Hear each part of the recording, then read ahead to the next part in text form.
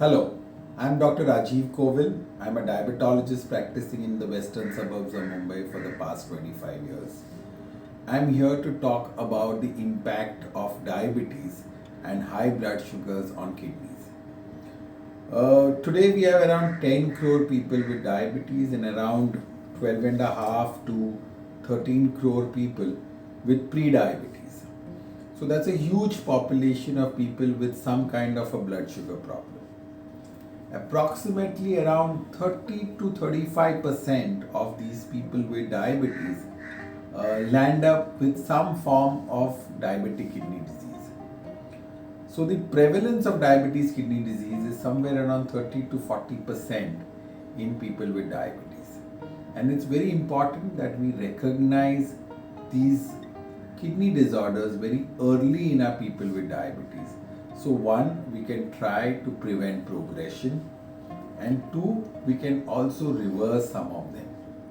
So what is the test to actually find out whether a person with diabetes has any form of diabetic kidney disease or kidney disease?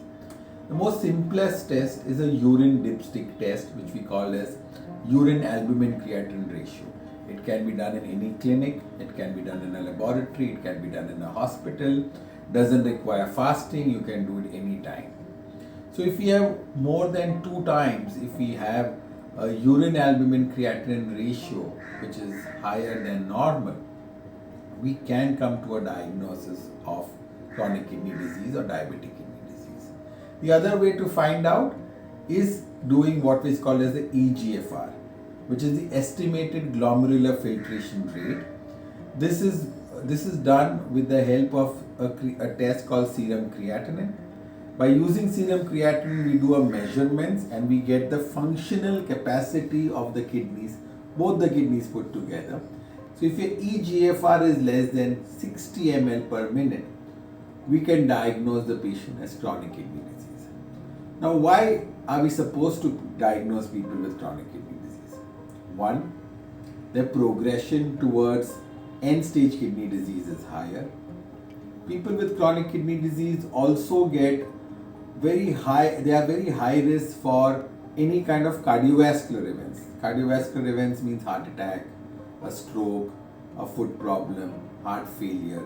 So these are a lot of studies, landmark studies done across the globe, which tells us that chronic kidney disease is a very high risk for any kind of cardiovascular problem and also to progress towards end-stage kidney disease. Now, how can we prevent both these things from occurring?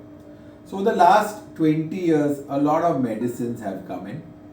The first group of medicines are called as RAS inhibitors, which has been there for more than 20-25 years.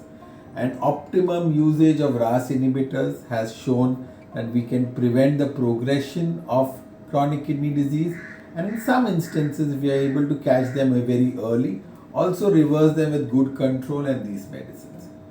Over the last decade or so, we have many more treatments which have come in, out of which the most significant one are the SGLT2 inhibitors.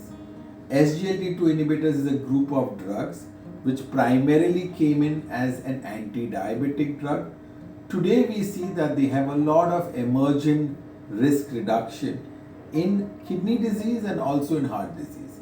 Since the last 3 years, we also have another class of drug which is called MRA or finerenone, and this group of drug also, by using a different mechanism, can help in prevention of progression of chronic kidney disease in people with diabetes. So overall, the message I would like to give is that kidney disease in diabetes is very prevalent. We need to first diagnose. After diagnosis, we can see if we can reverse or we can prevent progression. And there are a lot of drugs available today. So go to your healthcare doctor, go to your healthcare professional, get your tests done regularly, and these tests need to be repeated at least annually to see that we are able to prevent progression of diabetic kidney disease. If all of us come together and this health message can reach a large majority of people, we can prevent the big load of kidney disease and kidney failure in people with diabetes. Thank you all for a patient hearing.